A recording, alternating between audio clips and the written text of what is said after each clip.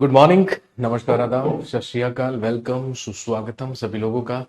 जी, class live हो चुकी है और ठीक 9:47 अब हुए हैं और तारीख आपको पता है, दिस इज 11 जुलाई 2022। आज 11 जुलाई 2022 है। क्लास पूरी तरीके से लाइव है। सुधाकर, सुखबीर, प्रियंका, गुंजन, निशा, पंकज और विजय, ये कुछ लोग हैं जिनके कमेंट्स यहाँ नजर आए हैं मुझे। साथ में हैं शिवानी, दिलीप, अभिषेक। आ जाइए, सारे के सारे लोग मौजूद हो जाइए। Very good morning to all of you. आप सभी लोगों का स्वागत, इस्तकबाल, अभिनंदन। अंकुर और सचिन भी हमारे साथ जुड़े हैं, साथ में आए हैं पंकज। और जल्दी से याद दिलाइए, लास्ट क्लास में हम लोग कहाँ तक पहुंचे थे, उसी के आगे से हम कंटिन्यू करेंगे। जी, लक्ष्मी, स्वीटी, खुशी, फूल, अंगिथा, सचिन भी यहाँ पर नजर आ रहे हैं। साथ में है वसी, सोहित, अंजलि, अभी। पार्ट 18 स्टार्ट होगा। ठीक है, कहने का मतलब लास्ट क्लास में हम लोगों ने पढ़ा था पार्ट 17 ऑफ इंडियन कॉन्स्टिट्यूशन, संविधान का भाग 17, जिसमें हमने बात की थी अबाउट द ऑफिशियल लैंग्वेज या राजभाषा के बारे में। और मैंने आपको बताया था कि हम दो और इंपॉर्टेंट भाग, इंपॉर्टेंट पार्ट्स क्या करने वाले हैं, कवर करने वाले हैं, जिसमें एक पार्ट 18 रहेगा जिसमें हम बात करेंगे अबाउट इमरजेंसी, जिसमें हम बात करेंगे आपातकाल के बारे में। और फिर हम बात करेंगे पार्ट 20, जिसमें हम कॉन्स्टिट्यूशन अमेंडमेंट के बारे में बात करेंगे। ठीक है, चलिए कंटिन्यू करते हैं। This is constitution of India. हम पढ़ रहे हैं भारत का संविधान।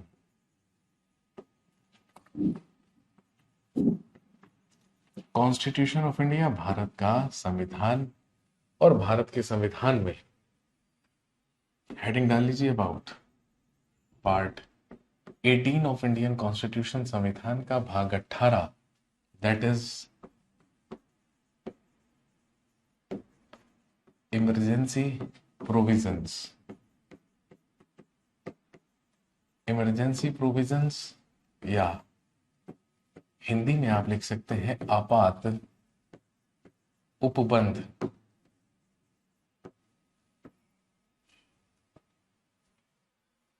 इमरजेंसी प्रोविजंस या आपात उपबंध।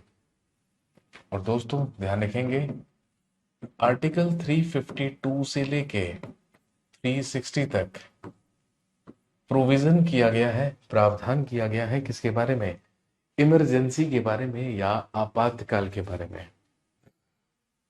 चलिए शुरू करते हैं। सबसे पहला लिखेंगे आर्टिकल 352 ऑफ इंडियन कॉन्स्टिट्यूशन, संविधान का अनुच्छेद 352। आर्टिकल 352 ऑफ इंडियन कॉन्स्टिट्यूशन, संविधान का अनुच्छेद 352, जिसमें है proclamation, proclamation of a national emergency.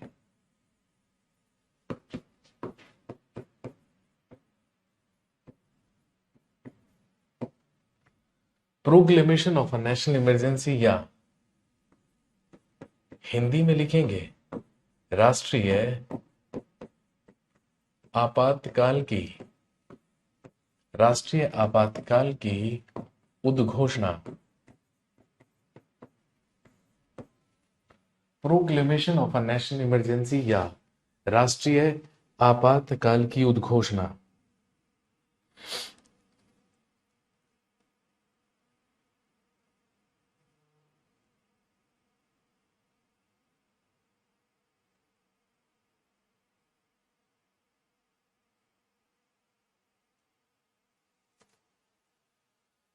Proclamation of a national emergency या राष्ट्रीय आपातकाल की उद्घोषणा, जो कि हम ऑलरेडी डिस्कस कर चुके हैं, लिखेंगे this is the power of the president. लिखेंगे यह राष्ट्रपति की शक्ति होती है।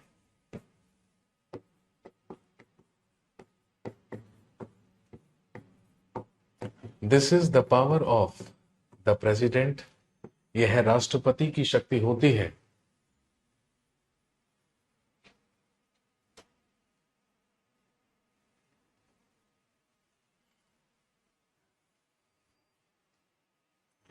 लिखेंगे the president of India, the president of India can declare a national emergency, Bharat का राष्ट्रपति राष्ट्रीय आपातकाल की घोषणा कर सकता है।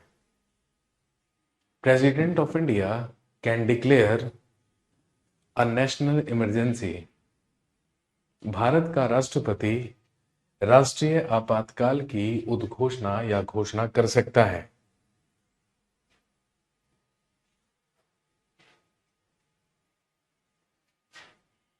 इसके अलावा लिखेंगे नेक्स्ट पॉइंट में, he can take back his proclamation और मेक चेंजेस इन दैट, वह अपनी उद्घोषणा वापस भी ले सकता है और उसमें कोई बदलाव भी कर सकता है।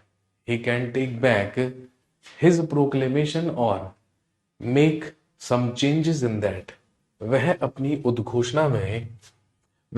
उद्घोषणा वापस ले सकता है और उसमें कोई बदलाव भी कर सकता है।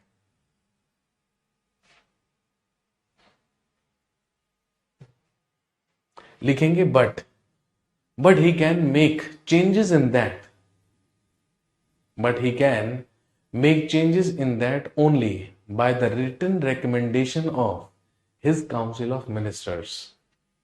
But he can make changes in that, but he can make changes in that only by the written recommendation of his council of ministers. लिखेंगे वह उद्घोषणा में बदलाव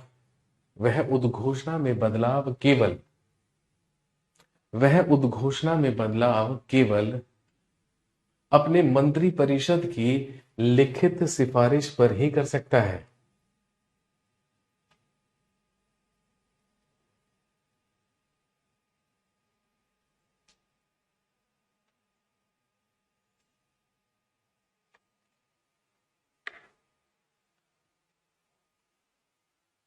वह उद्घोषणा में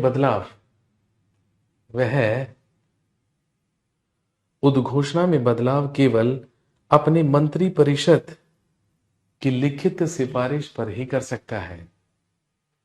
और आप जानते हैं कि नेशनल इमरजेंसी किस स्थिति में लगती है? या तो हमारे देश पर कोई बाहरी आक्रमण हुआ हो, यदि कोई भी बाहरी राज्य, बाहरी देश हमारे देश पर आक्रमण कर देता है तो उस कंडीशन में क्या लगती है? National emergency. इसके अलावा ध्यान रखेंगे, एक कंडीशन हुआ करती थी किसकी? आंतरिक अशांति की, इंटरनल डिस्टरबेंस। लेकिन ध्यान रखेंगे, इंटरनल डिस्टरबेंस पर या आंतरिक अशांति पर इमरजेंसी की घोषणा नहीं की जाती है। क्यों नहीं की जाती है? क्योंकि आंतरिक अशांति के स्थान पर अब क्या कर दिया गया है? सशस्त्र विद्रोह, या लिख सकते हैं रिवोल्ट विद आर्म्स। सशस्त्र विद्रोह या रिवोल्ट विद आर्म्स। पहले ये इंटरनल डिस्टरबेंस के आधार पर लगने का प्रावधान था, लेकिन जब हमारे संविधान में किया गया 44th कॉन्स्टिट्यूशन अमेंडमेंट एक्ट 1978, 44वां संविधान संशोधन अधिनियम 1978, तो ध्यान रखेंगे उसी के तहत अब इंटरनल डिस्टरबेंस के स्थान पर, यानी कि आंतरिक अशांति के स्थान पर अब सशस्त्र विद्रोह कर दिया गया है। अभी तक ऐसे 3 मौके हुए हैं जब हमारे देश में राष्ट्रीय आपातकाल लगा है। सबसे पहले ये 1962 में लगाया गया था ड्यूरिंग, लिखेंगे इंडो चाइना वॉर, भारत और चीन युद्ध के दौरान। इसके बाद 1971 में ड्यूरिंग इंडो पाक वॉर, भारत पाकिस्तान वॉर के दौरान 1971 में इमरजेंसी लगी थी, और एक 1975 में जो कि इंदिरा गांधी ने इंटरनल डिस्टरबेंस यानी कि आंतरिक अशांति के आधार पर लगाई थी। ये 3 मौके आज तक हुए हैं ये 3 मौके आज तक हुए हैं जब हमारे देश में क्या लगी है, नेशनल इमरजेंसी लगी है या राष्ट्रीय आपातकाल लगा है।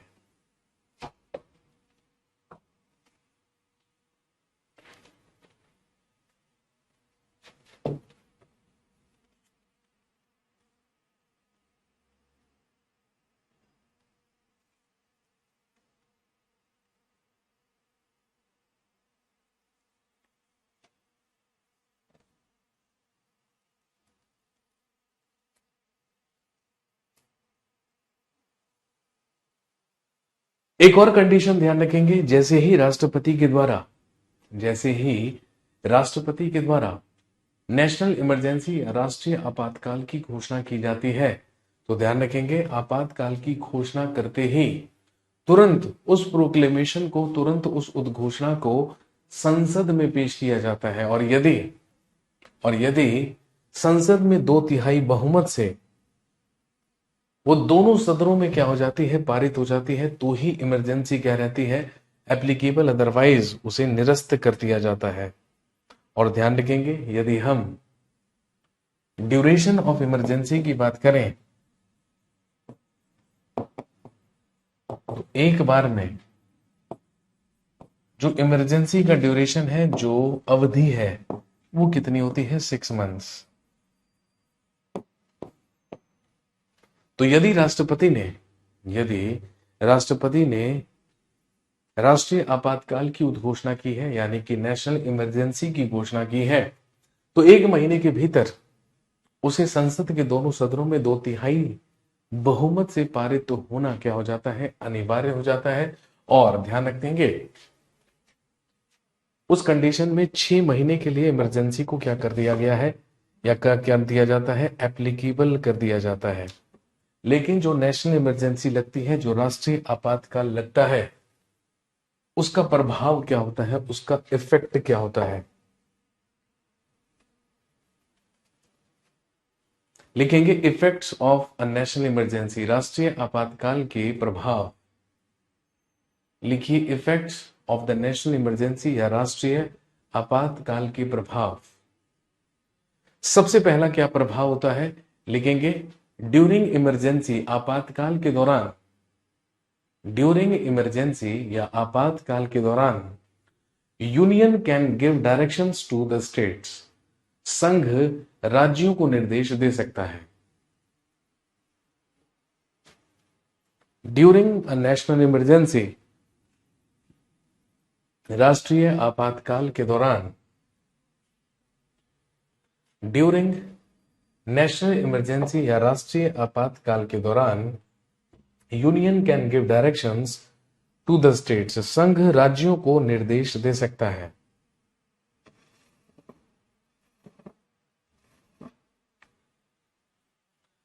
दूसरा इफेक्ट क्या होगा, लिखेंगे union can make the laws, union can make the laws on the subjects of state list, संघ राज्य सूची के विषयों पर कानून बना सकता है, जो कि हम ऑलरेडी पढ़ चुके हैं। Union can make laws on the subjects of state list, राज्य सूची के विषयों पर संघ के द्वारा कानून बनाया जा सकता है। दूसरा इफेक्ट, अगला प्रभाव क्या होगा, लिखेंगे एज पर आर्टिकल 358, अनुच्छेद 358 के तहत, एज पर आर्टिकल 358 या अनुच्छेद 358 के तहत the president can terminate article 19 of Indian constitution, Bharat का राष्ट्रपति अनुच्छेद 19 को निलंबित कर सकता है। The president of India can terminate और can suspend article 19 of Indian constitution, Bharat का राष्ट्रपति अनुच्छेद 19, भारत का राष्ट्रपति अनुच्छेद 19 को निलंबित कर सकता है।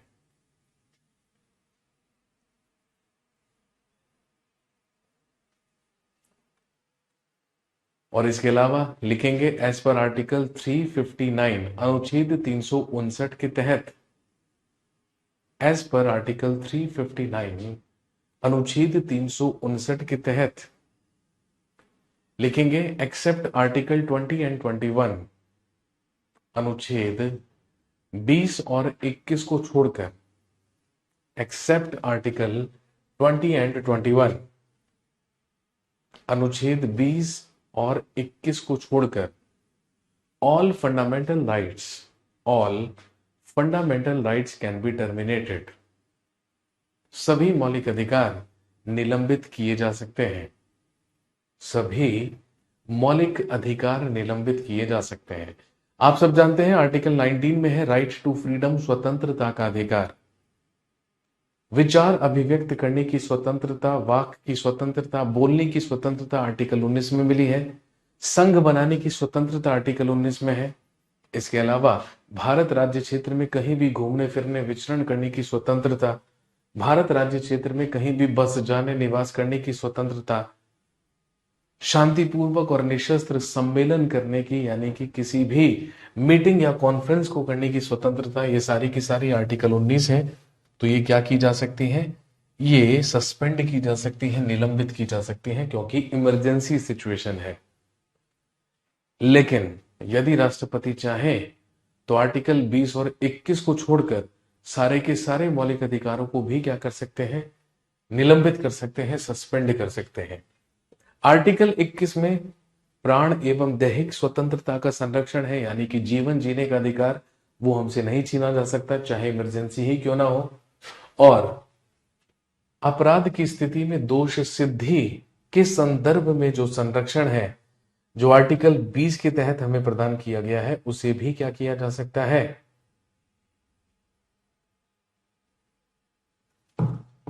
उसे भी क्या किया जा सकता है, निलंबित किया जा सकता है, निरस्त किया जा सकता है। तो आर्टिकल 20 और 21 नहीं होंगे निरस्त, बाकी सारे के सारे मौलिक अधिकारों को निरस्त किया जा सकता है।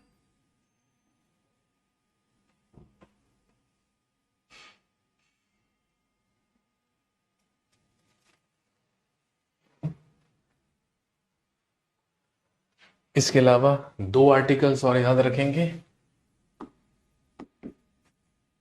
आर्टिकल लिखेंगे 356 जो कहता है provision of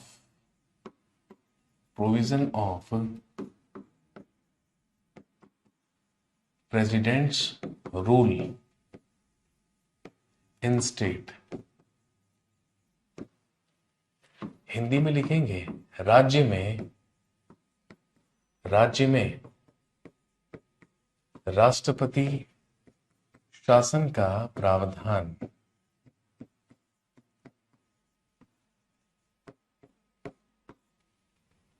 provision of presidents rule in state, provision of presidents rule in state, राज्य में राष्ट्रपति शासन का प्रावधान। और यदि हम राज्य में राष्ट्रपति शासन के बारे में बात करें तो भाई आप जानते हैं दो महत्वपूर्ण कारण हो सकते हैं। सबसे पहला कारण हो सकता है कि यदि राज्य की सरकार विधानसभा में अपना बहुमत खो देती है तो उस स्थिति में भी विधानसभा क्या कर दी जाती है, भंग कर दी जाती है। और इसके अलावा यदि किसी भी राज्य का संवैधानिक तंत्र विफल हो जाता है और उस राज्य के राज्यपाल को यह लगता है कि इस राज्य की सरकार राज्य का प्रशासन चलाने में सक्षम नहीं है, तो वो राष्ट्रपति से सिफारिश करके उस राज्य में राष्ट्रपति शासन का क्या कर सकती है, प्रोविजन कर सकती है, राष्ट्रपति शासन का प्रावधान कर सकती है।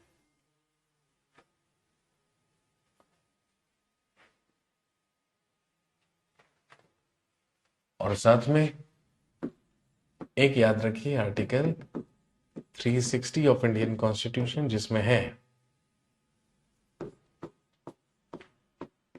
Proclamation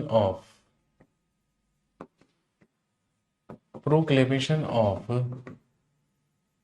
a financial emergency.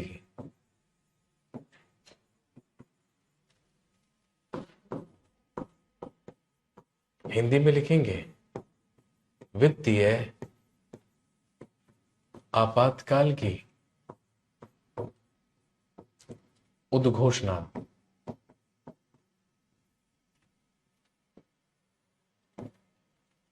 वित्तीय आपातकाल की उद्घोषणा।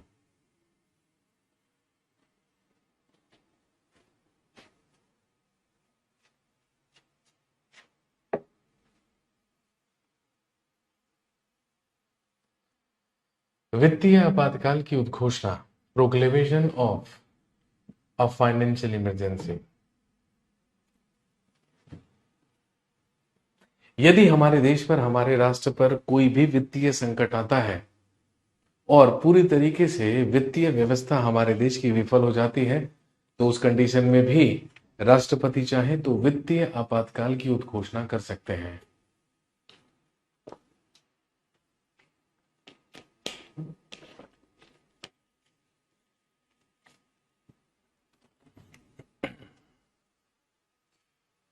लेकिन एक क्वेश्चन आता है एग्जाम में, आपसे एग्जाम में पूछेंगे कि बताइए वो कौन सी शक्ति है, वो कौन सा पावर, वो कौन सी पावर है, या वो कौन सी इमरजेंसी पावर है, वो कौन सी आपातकालीन शक्ति है जिसका इस्तेमाल आज तक राष्ट्रपति के द्वारा नहीं किया गया है। तो ध्यान रखेंगे, दैट इज आर्टिकल 360। आज तक भारत के राष्ट्रपति ने कभी भी हमारे देश में फाइनेंशियल इमरजेंसी की घोषणा नहीं की है। इसका मतलब राष्ट्रपति ने अपनी पावर्स में आज तक 360 आर्टिकल का इस्तेमाल नहीं किया है, क्योंकि आज तक कभी भी हमारे देश में फाइनेंशियल इमरजेंसी तो नहीं लगी है।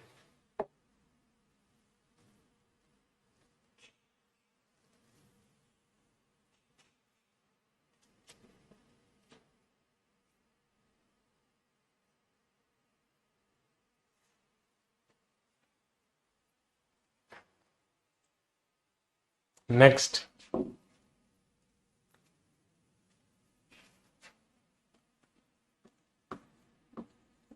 अगला लिखिए पार्ट 20 ऑफ इंडियन कॉन्स्टिट्यूशन, संविधान का भाग 20, जिसमें है कॉन्स्टिट्यूशन अमेंडमेंट। कॉन्स्टिट्यूशन अमेंडमेंट या संविधान संशोधन।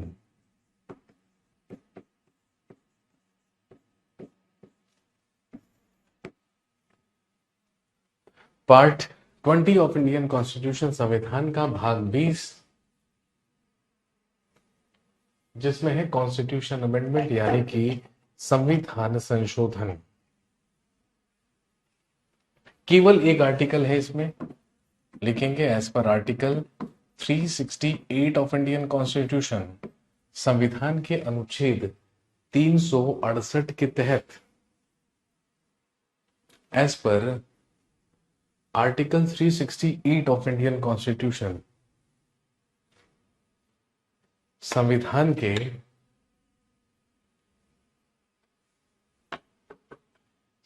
के अनुच्छेद 368 के तहत लिखेंगे there is a provision of constitution amendment, there is a provision of constitution amendment using, there is a provision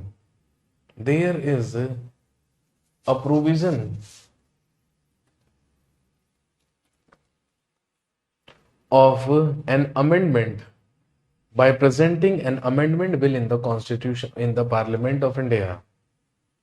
अनुच्छेद 368 के तहत संशोधन विधेयक पेश करके, संसद में संशोधन विधेयक पेश करके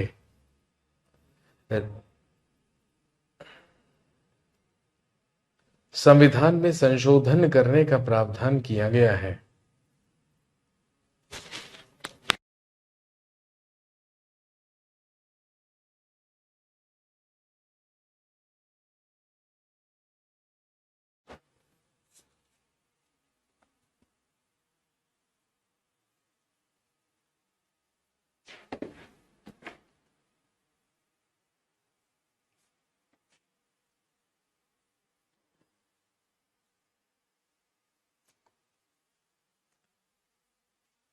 और आप जानते हैं कि संविधान में संशोधन करने के लिए भाई होता क्या है संविधान संशोधन?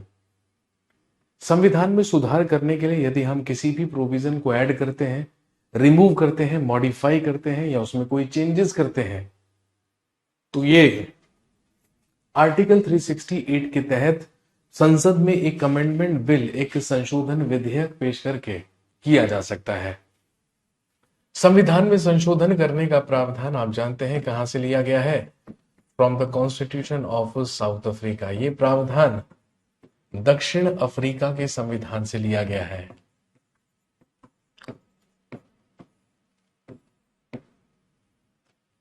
संविधान में संशोधन करने के लिए सबसे पहले एक संशोधन विधेयक को संविधान में क्या करना हो, पार्लियामेंट में पेश करना होता है। और जब वो संशोधन विधेयक पार्लियामेंट के दोनों सदनों में 2/3 से पारित हो जाएगा, तो ही उस पर अंतिम स्वीकृति, अंतिम सहमति देंगे भारत के राष्ट्रपति। और राष्ट्रपति की ही अंतिम सहमति के बाद वो माना जाएगा CAA, constitution amendment act.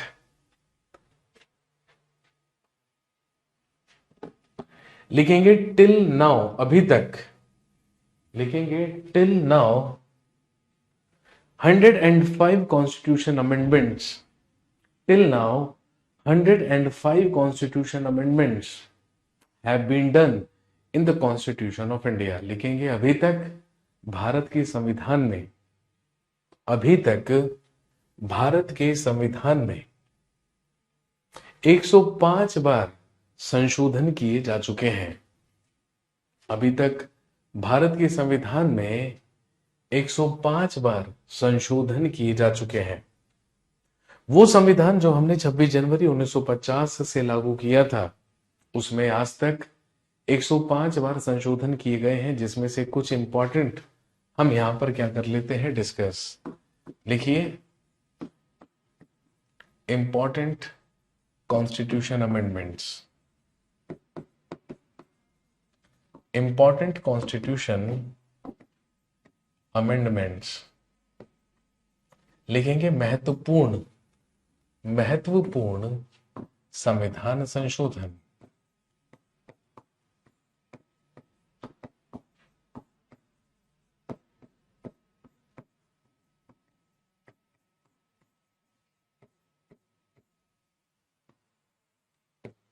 Important constitution amendments या महत्वपूर्ण संविधान संशोधन।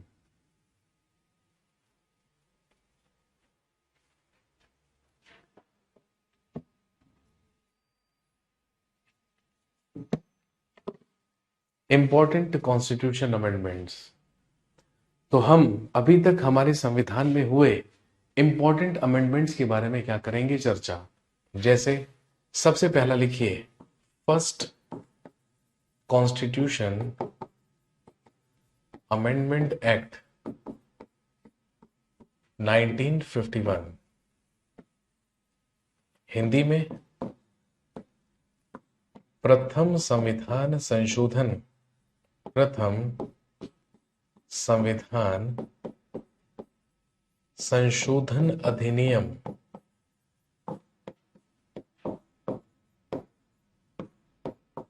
1951। फर्स्ट कॉन्स्टिट्यूशन अमेंडमेंट एक्ट 1951, प्रथम संविधान संशोधन अधिनियम 1951। 26 जनवरी 1950 को हमने अपना संविधान लागू किया और अगले ही साल उसमें सबसे पहला अमेंडमेंट कर दिया गया, सबसे पहला संशोधन कर दिया गया 1951 में ही, जिसे कहते हैं फर्स्ट कॉन्स्टिट्यूशन अमेंडमेंट एक्ट, प्रथम संविधान संशोधन अधिनियम। और इसके तहत क्या काम हुआ, लिखेंगे schedule 9 was added in the constitution. संविधान में 9वीं अनुसूची को जोड़ा गया। संविधान में 9वीं अनुसूची को जोड़ा गया और इसी के तहत लिखेंगे laws of land reforms were made. और इसी के तहत भूमि सुधार के कानून बनाए गए। Laws of land reforms were made, इसी के तहत भूमि सुधार के कानून बनाए गए।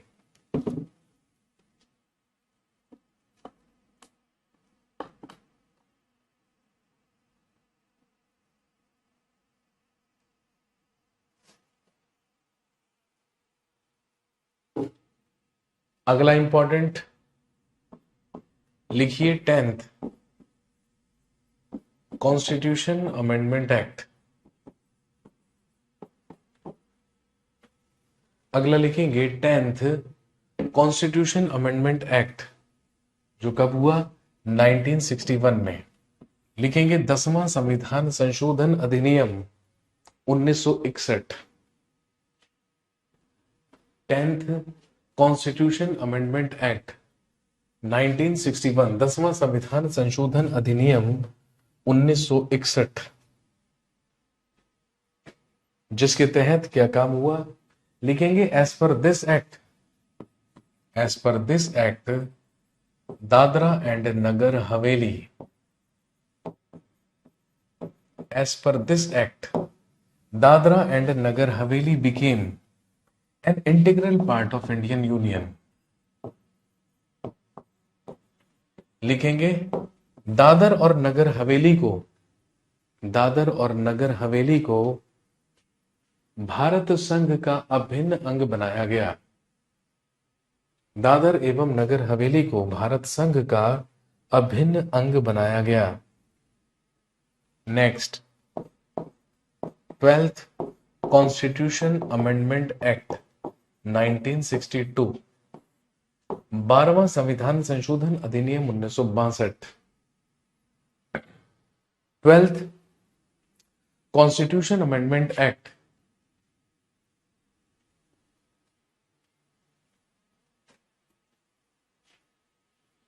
1962, इसके तहत क्या महत्वपूर्ण काम हुआ? लिखेंगे Goa and Daman and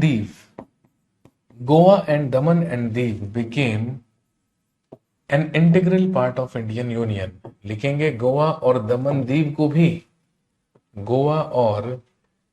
Diu को भी भारत संघ का अभिन्न अंग बनाया गया। भाई हम सब जानते हैं गोवा और दमन दीव पहले पुर्तगालियों के अधिकार में था, उन्हें पुर्तगालियों से ही मुक्त कराकर 1962 में भारत संघ का अभिन्न अंग बना दिया गया।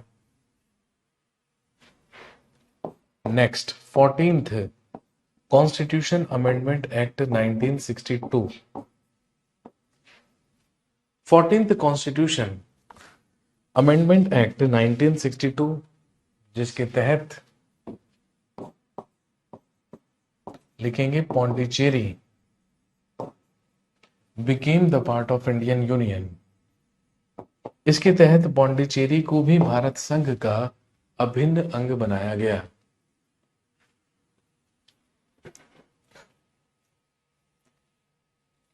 क्वेश्चन कैसे पूछते हैं मेरे भाई? क्वेश्चन इस तरीके से आएगा कि बताइए किस संविधान संशोधन अधिनियम के तहत भूमि सुधार के कानून बनाए गए। आपको ऑप्शन दे देंगे 1st amendment, 5th amendment, 7th amendment, 10th amendment. तो आपको अमेंडमेंट पहचानना होगा, या फिर आपसे ईयर भी पूछ सकते हैं कि अमेंडमेंट का ईयर कौन सा है, तो आपसे ईयर भी पूछा जा सकता है। इस टाइप से क्वेश्चन आते हैं। या फिर आपको अमेंडमेंट दे देगा क्वेश्चन में और आपसे पूछ लेंगे कि बताइए इस अमेंडमेंट के तहत क्या महत्वपूर्ण काम हुआ था। इस टाइप से भी पूछा जा सकता है। नेक्स्ट अगला लिखिए 21st कॉन्स्टिट्यूशन अमेंडमेंट एक्ट 1967, 21वां संविधान संशोधन अधिनियम, 21वां संविधान संशोधन अधिनियम जो 1967 में हुआ। और ध्यान रखेंगे इसी अधिनियम के तहत संविधान की अनुसूची 8 में शेड्यूल 8 में लिखेंगे Sindhi language was added. Sindhi भाषा को जोड़ा गया।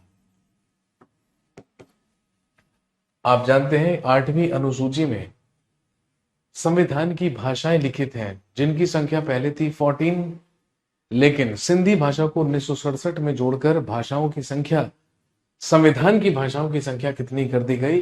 15 कर दी गई। सर जो इंपॉर्टेंट है, ओके, उन पर मार्क लगा दीजिए मेरे भाई। मैं सिर्फ इंपॉर्टेंट ही लिखवा रहा हूं, तो मार्क लगाने का कहां से सवाल उठता है? मैं लिखवा ही इंपॉर्टेंट रहा हूं बस।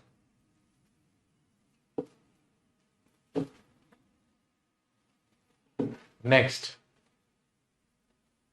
अगला लिखिए 31st कॉन्स्टिट्यूशन अमेंडमेंट एक्ट 1973। इसके तहत काम क्या हुआ? लिखेंगे the seats of Lok Sabha were increased from 525 to 545। 31वां संविधान संशोधन अधिनियम 1973। 31वां संविधान संशोधन अधिनियम 1973 लिखेंगे। इसके तहत लोकसभा की सीटों की संख्या, इसके तहत लोकसभा की सीटों की संख्या 525 से बढ़ाकर 545 कर दी गई।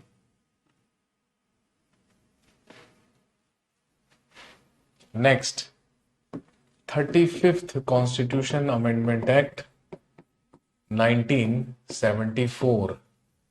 35वां संविधान संशोधन अधिनियम 1974।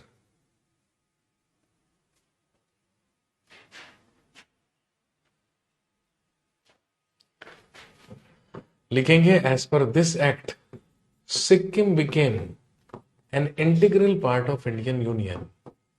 सिक्किम को भारत संघ का अभिन्न अंग बनाया गया एंड दैट बिकेम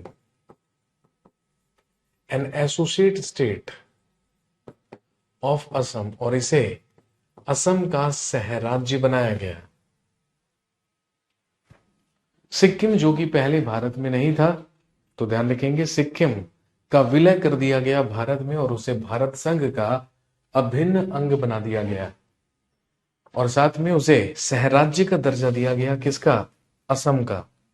ये बना असम का सहराज्य। Next, 36th constitution amendment act 1975। लिखेंगे 36वां संविधान संशोधन अधिनियम 1975। इसके तहत लिखेंगे Sikkim became 22nd state of India. इसके तहत सिक्किम को भारत का 22वां राज्य बनाया गया। Sikkim became 22nd state of India. Sikkim को भारत का 22वां राज्य बनाया गया। Next, 39th constitution amendment act 1975। 39वां संविधान संशोधन अधिनियम 1975। लिखेंगे a provision was made that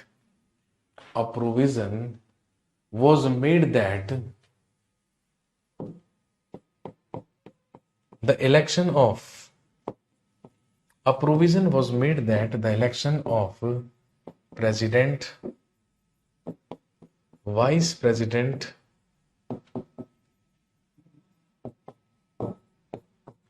speaker of Lok Sabha,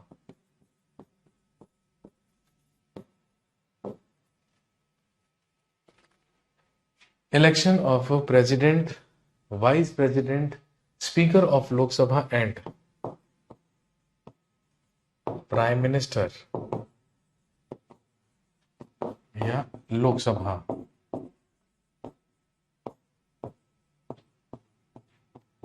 can not be challenged, cannot be challenged in a court. A provision was made that the election of president, vice president, speaker of Lok Sabha and prime minister cannot be challenged in a court. लिखेंगे यह प्रावधान बनाया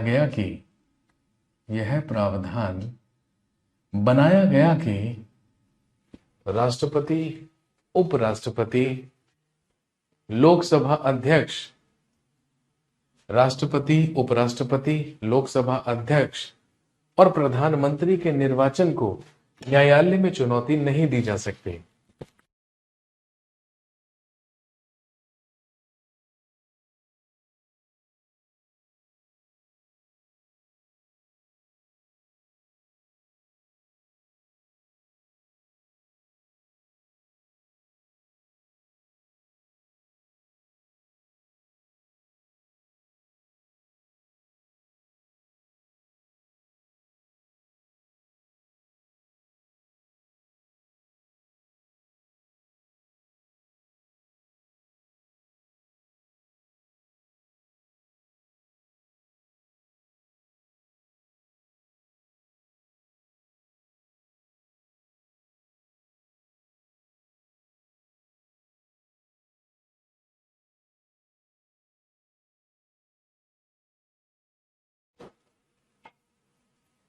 next, अगला, the most important constitution amendment जो है, लिखेंगे 42nd constitution amendment act 1976, 42वां संविधान संशोधन अधिनियम 1976, जो अभी तक के हुए संशोधनों में बिगेस्ट कॉन्स्टिट्यूशन अमेंडमेंट यानी कि सबसे बड़ा संविधान संशोधन माना जाता है।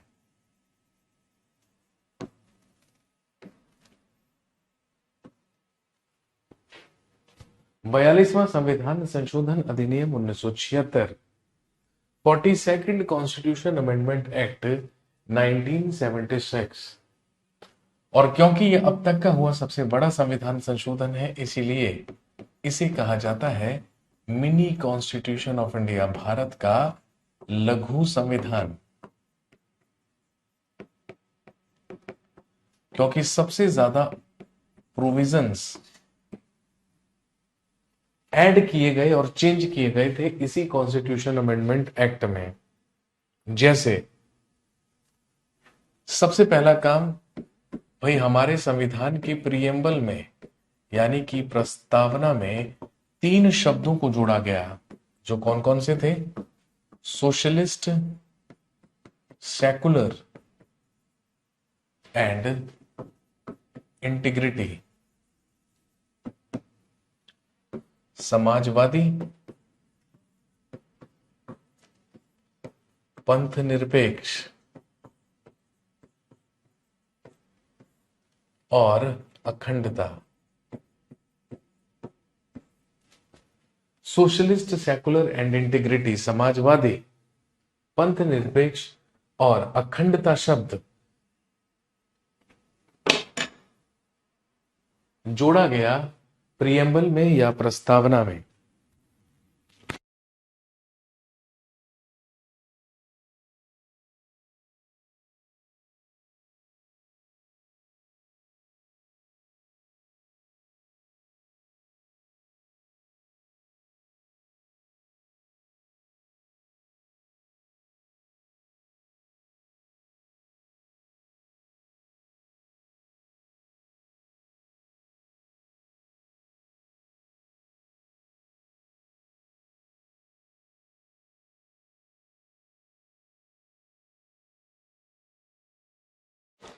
संविधान की प्रस्तावना में 3 शब्द जोड़े गए थे, सोशलिस्ट, सेकुलर एंड इंटीग्रिटी।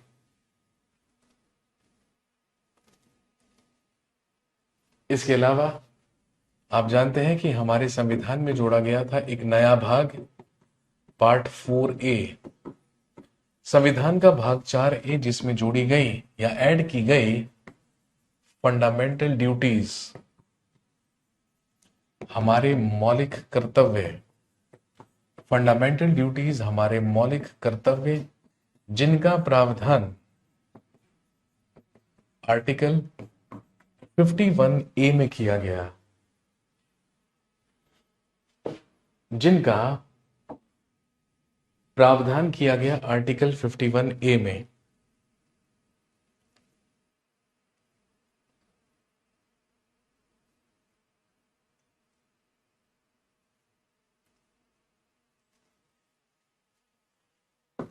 इसके अलावा article 48A was added in the Constitution, संविधान में अनुच्छेद 48A को जोड़ा गया, जिसके तहत प्रोविजन किया गया for the protection of environment and wild life. लिखेंगे पर्यावरण एवं वन्य जीवों की सुरक्षा का प्रावधान, पर्यावरण एवं वन्य जीवों की सुरक्षा का प्रावधान किया गया।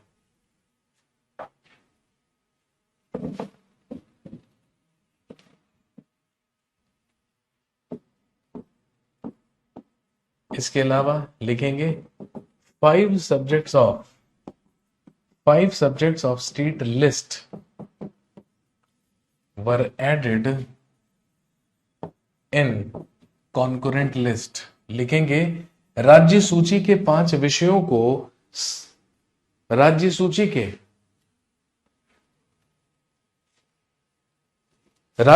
के 5 विषयों को समवर्ती सूची में जोड़ा गया।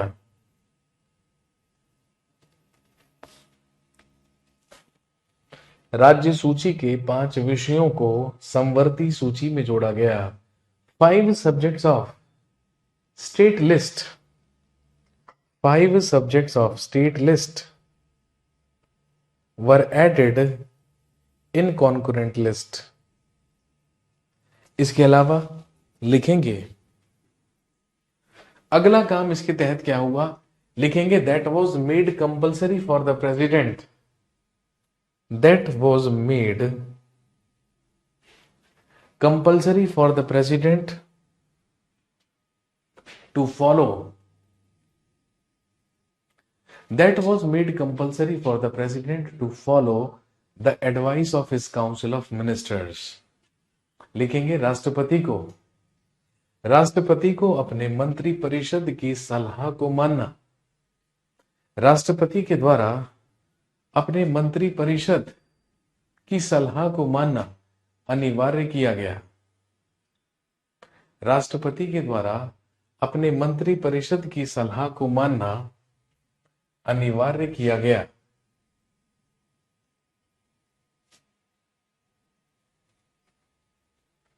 और एक लिखेंगे a provision was made that, यह प्रावधान बनाया गया कि, अ प्रोविजन वॉज मेड दैट, यह प्रावधान बनाया गया कि constitution amendment can not be challenged in a court. यह प्रावधान बनाया गया कि संविधान संशोधन को न्यायालय में चुनौती नहीं दी जा सकती। संविधान संशोधन को न्यायालय में चुनौती नहीं दी जा सकती।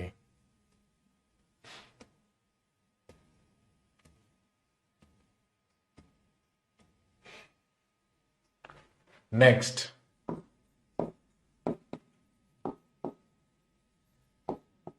44th constitution amendment act 1978। 44वां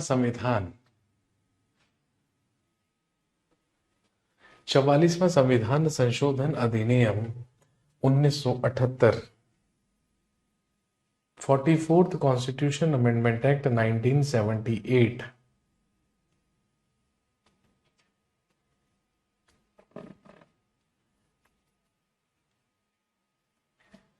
लिखिए एज पर दिस एक्ट, इस अधिनियम के तहत freedom of press was added. इस अधिनियम के तहत प्रेस की स्वतंत्रता को जोड़ा गया। As per this act freedom of press was added. Press की स्वतंत्रता को जोड़ा गया।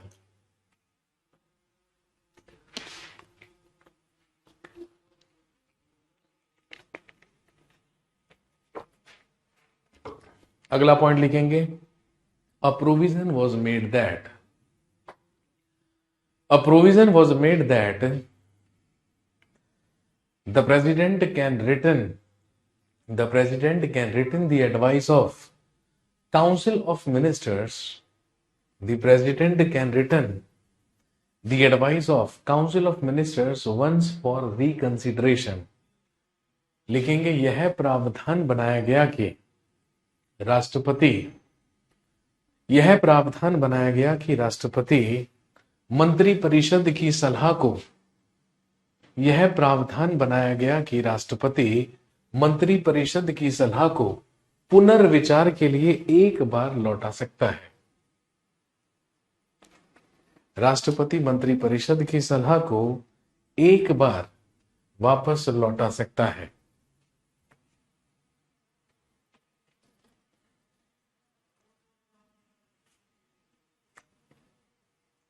और तीसरे पॉइंट में लिखेंगे, that was made compulsory for the president, that was made compulsory for the president to take advice before announcement of national emergency. That was made compulsory for the president to take advice from council of ministers before announcing a national emergency.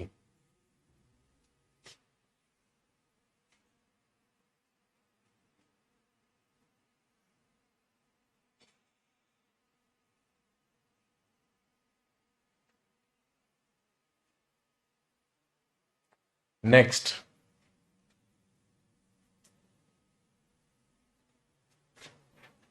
अगला लिखेंगे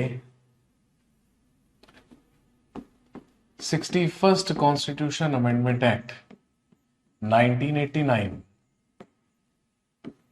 61वां संविधान संशोधन अधिनियम 1989।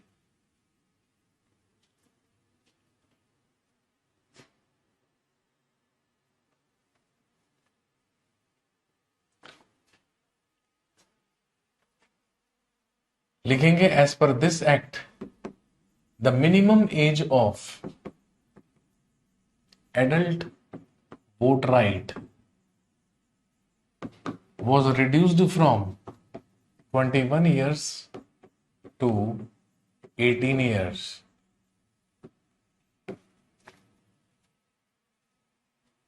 लिखेंगे, इसके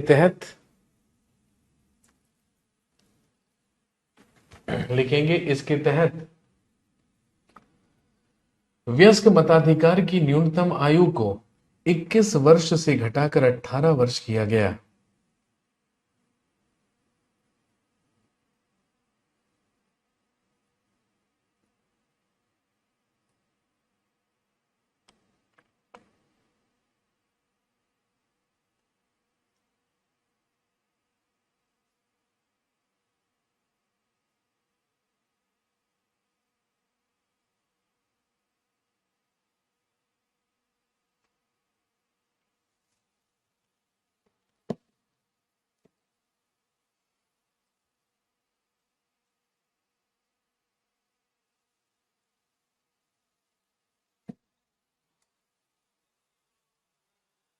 The minimum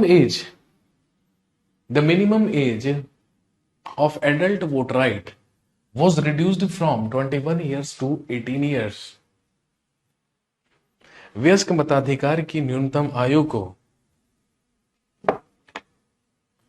21 वर्ष से घटाकर 18 वर्ष कर दिया गया।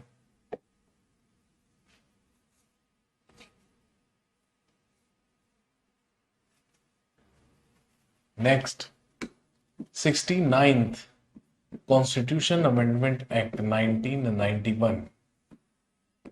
लिखेंगे, 69वां संविधान संशोधन अधिनियम 1991।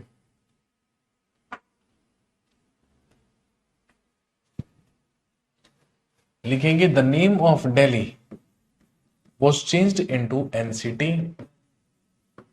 दिल्ली का नाम परिवर्तित करके राष्ट्रीय राजधानी क्षेत्र कर दिया गया।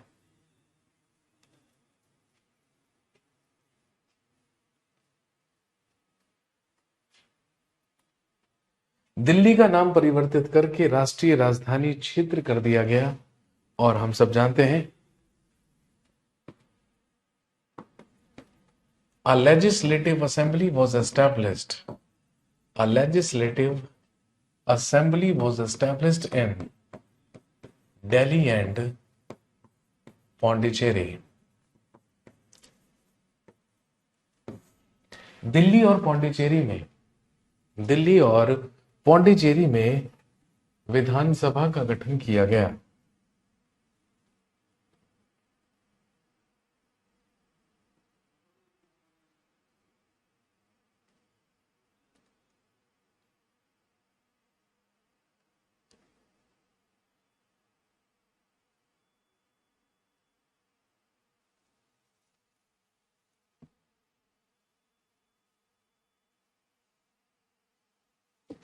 दिल्ली और पौंडीचेरी में विधानसभा का गठन किया गया।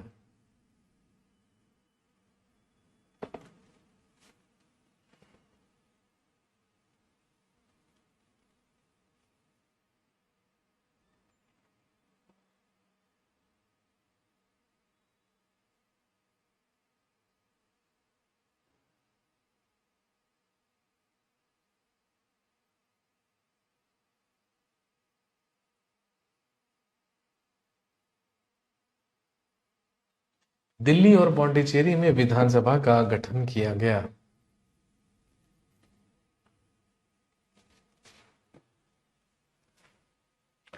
Next 70th constitution amendment act 1992।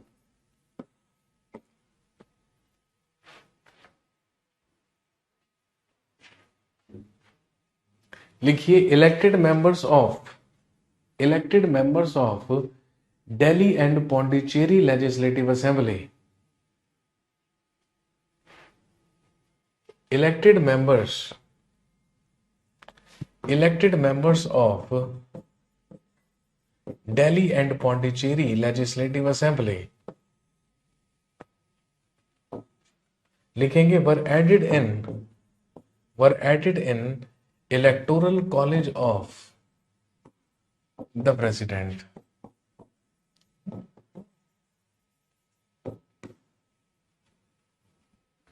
Delhi और पौंडीचेरी विधानसभा के निर्वाचित सदस्यों को दिल्ली और पौंडीचेरी विधानसभा के निर्वाचित सदस्यों को लिखेंगे राष्ट्रपति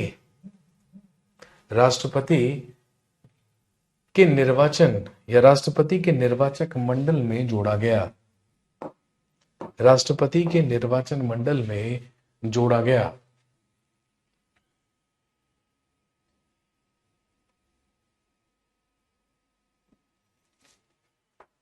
इसके बाद अगला लिखेंगे 73rd कॉन्स्टिट्यूशन अमेंडमेंट एक्ट 1992, जिसमें लिखेंगे panchayats became the part of Indian constitution. पंचायतों को संवैधानिक दर्जा प्रदान किया गया और जोड़ा गया शेड्यूल 11, जिसमें पंचायतों से संबंधित जोड़े गए 29 सब्जेक्ट्स, 29 विषय। Next 74th constitution amendment act 1992, 74वां संविधान संशोधन अधिनियम 1992, जिसके तहत municipalities also became the part of Indian constitution. नगर पालिकाओं को भी संवैधानिक दर्जा प्रदान किया गया। कॉन्स्टिट्यूशन में जोड़ा गया शेड्यूल 12 और इसमें जोड़े गए नगर पालिकाओं से संबंधित कुल 18 विषय।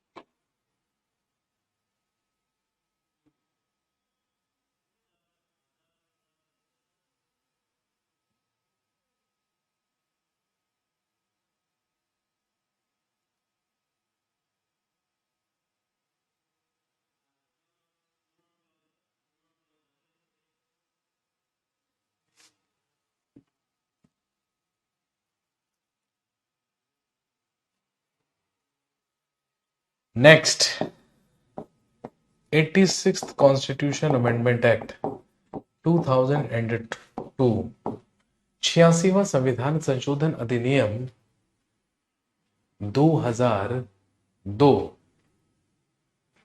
लिखेंगे as per this act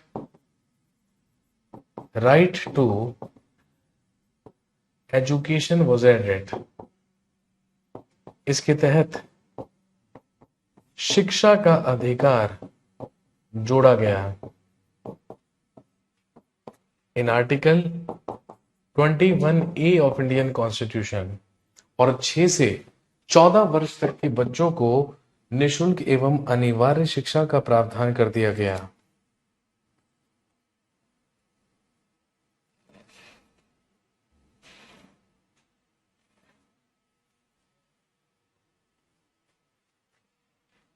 next 100th constitution amendment act 2015, 100वां संविधान संशोधन अधिनियम 2015। लिखेंगे land boundary agreement, land boundary agreement between India and Bangladesh. लिखेंगे भारत और बांग्लादेश के बीच भूमि सीमा समझौता।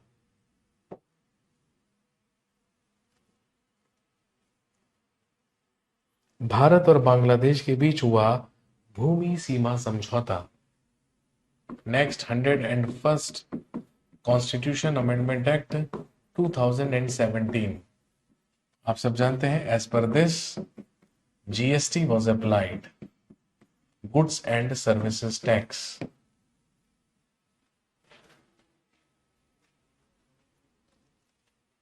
नेक्स्ट 102वां संविधान संशोधन अधिनियम 2018, जिसके तहत प्रोविजन किया गया। लिखेंगे national commission for backward classes. लिखेंगे पिछड़ा वर्गों के लिए राष्ट्रीय आयोग का प्रावधान।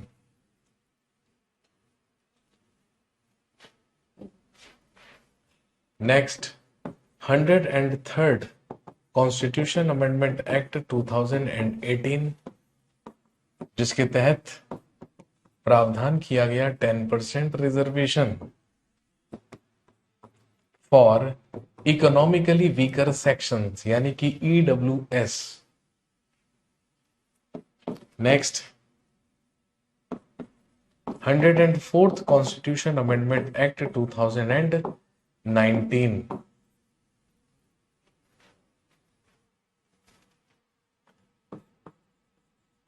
इसमें है reservation extended up to 2030 and Article 331 and 333 were terminated.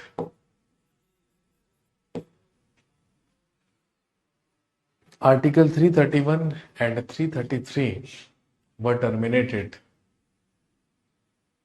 Last 105th Constitution Amendment Act 2021, 105वां संविधान 105वां संविधान संशोधन अधिनियम 2021। इसके तहत लिखेंगे स्टेट्स गॉट द राइट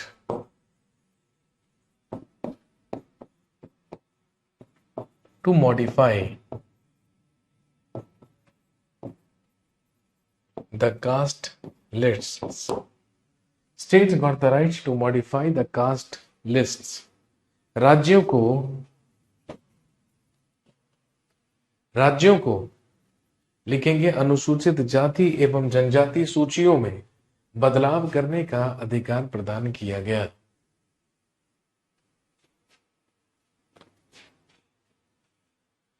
ये वो कुछ इंपॉर्टेंट कॉन्स्टिट्यूशन अमेंडमेंट्स हैं जो अभी तक हमारे संविधान में हुए हैं, जिनका प्रावधान अभी तक हमारे कॉन्स्टिट्यूशन या संविधान में किया गया है। तो भाग 20 आखिरी इंपॉर्टेंट भाग था जो आपको कॉन्स्टिट्यूशन में क्या होता है, पढ़ना होता है। यहां पर समाप्त हो जाता है कॉन्स्टिट्यूशन ऑफ इंडिया, भारत का संविधान, जो कि हमें अपने सिलेबस के लिए, अपने एग्जाम के लिए कवर करना होता है।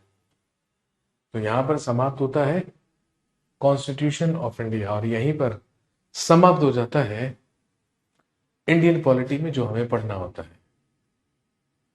चलिए जी, कहानी को समाप्त करते हैं। ब्रेक लीजिए, ब्रेकफास्ट कीजिए और फिर हमारी मुलाकात होती है। अगली क्लास में, जिसमें हम हिस्ट्री पढ़ेंगे। 11:15 बजे मिलते हैं। Thank you very much. Have a nice day.